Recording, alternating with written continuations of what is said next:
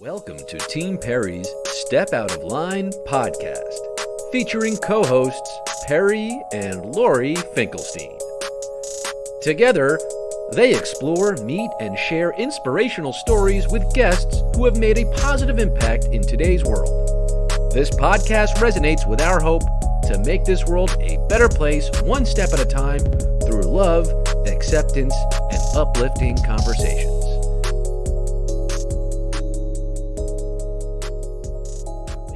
Sinocchi, who is a pretty amazing guy. We met him first when he was a speaker at Perry's high school graduation at the Henry Viscardi School.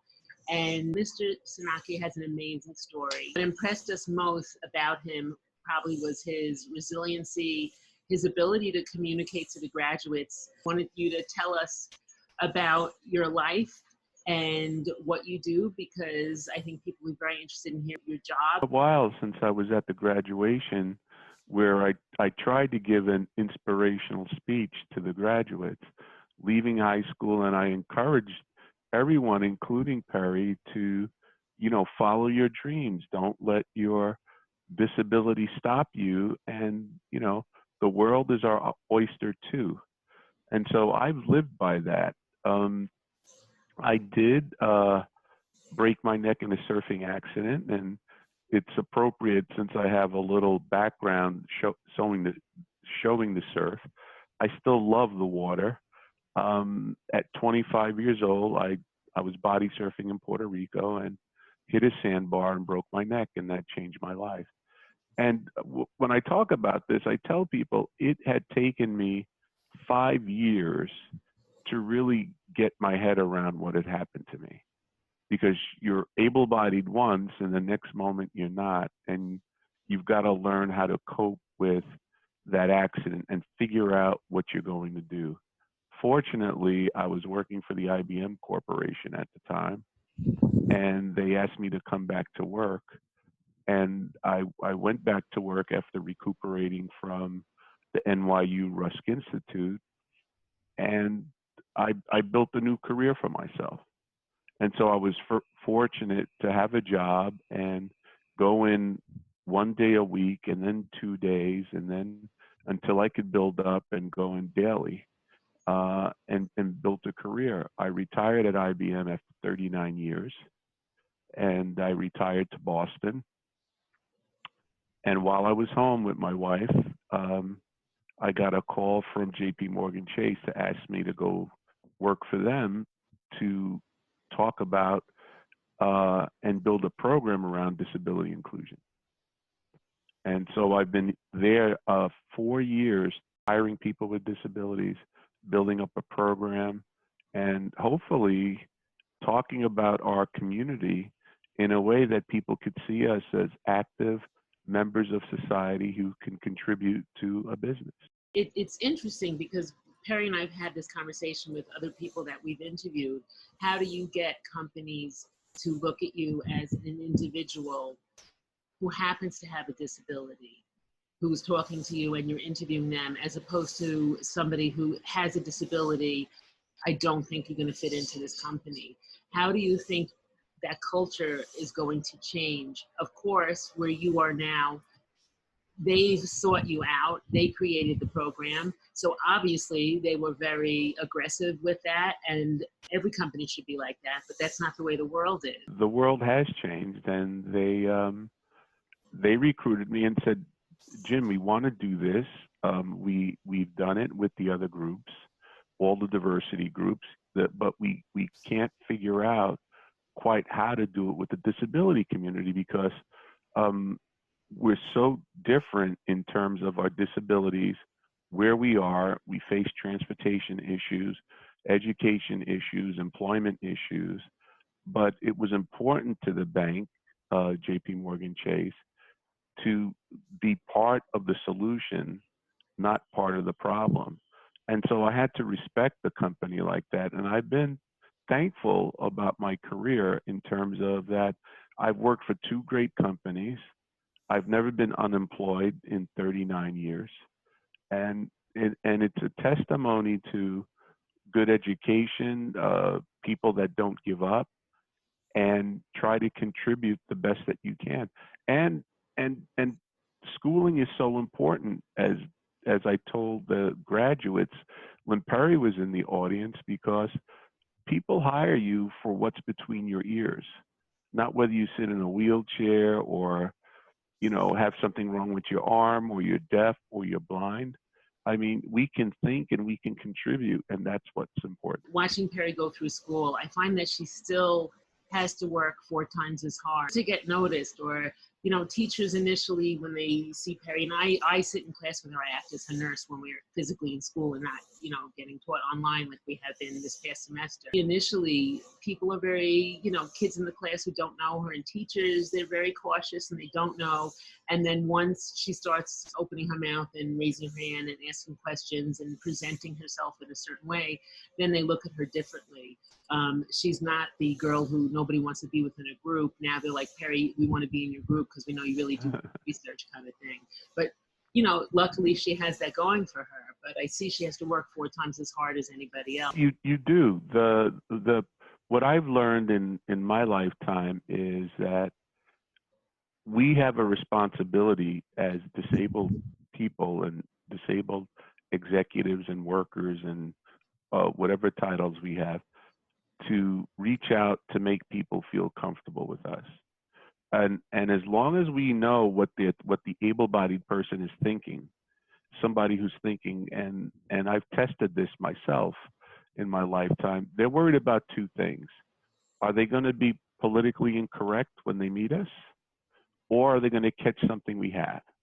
Because they don't know.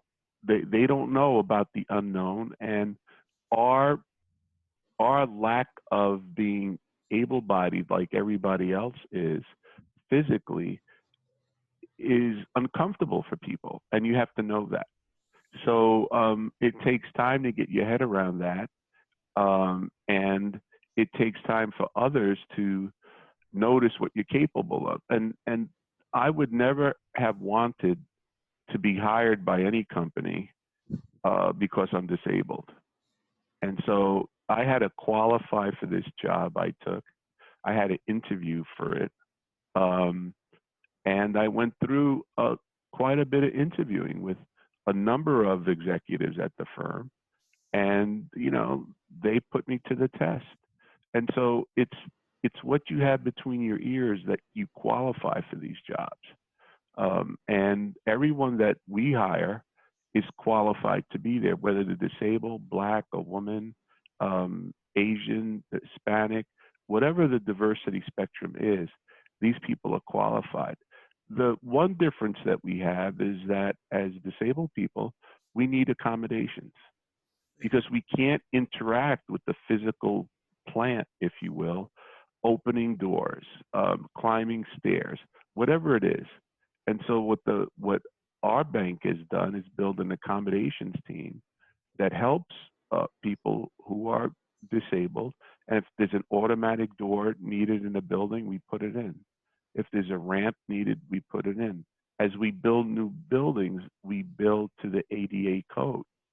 So I've got people from real estate, legal, medical, employee relations, accounting. Everyone is involved with some form of making it work for people who are different. And I think in the 21st century, we're making great strides with this. It's really working. And technology is keeping up with you. Exactly. Tech is so important. I have a technology team that works on accessibility for the bank. Would like to meet them, right? Yeah. They're quite good, by the way. They're quite good. We go to Rusk Assistive Technology, and they've been amazing. Rusk is where I did my rehabilitation for 8 months. Right, so they're very good. They're terrific, yes.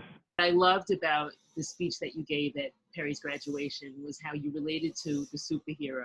You're a big comic book. I am. I still am. Collector. I actually said that some of the great comic book heroes of our time either had a disability that they overcame or they used the disability to their advantage. And super abled, and that I think empowers people who have a disability to hear that.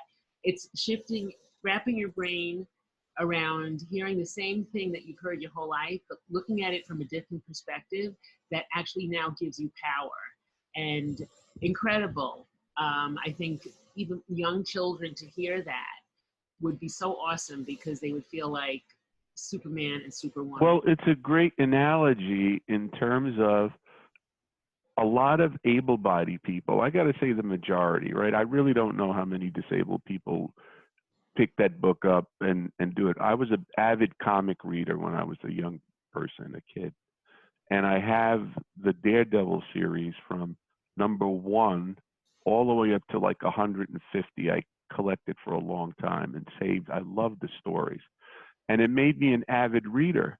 And after I became disabled, I realized that almost all of our superheroes have some kind of disability that gave them more power.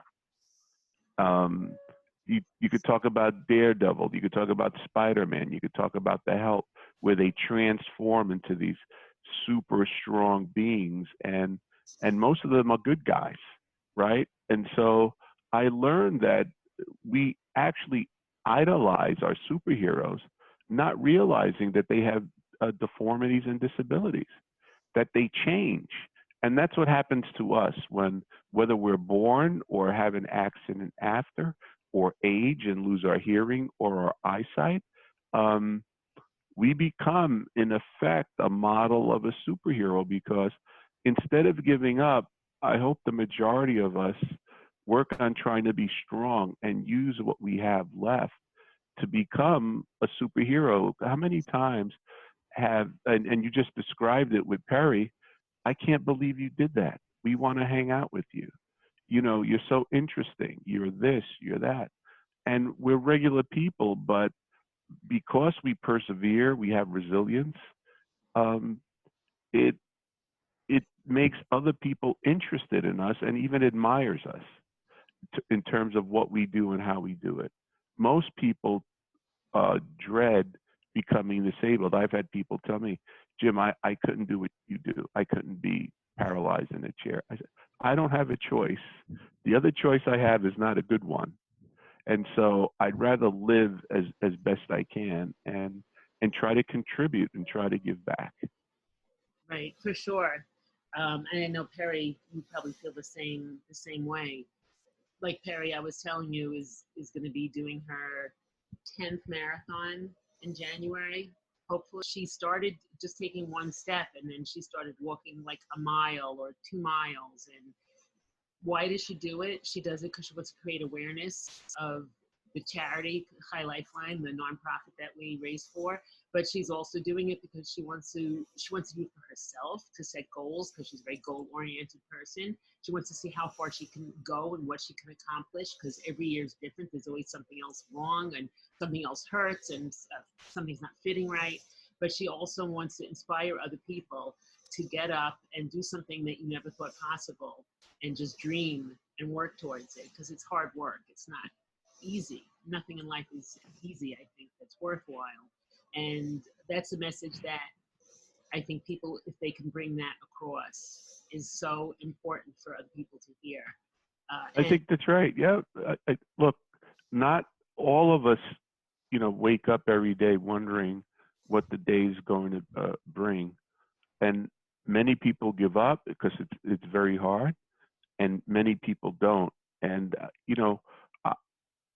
when I think about what I try to do is, what choice do I have than to just try my best? The other choice is not reasonable for me, right? To just give up. And I think that it every day, and everybody faces this, whether you're disabled or not. You have to decide, which lane are you going to be in?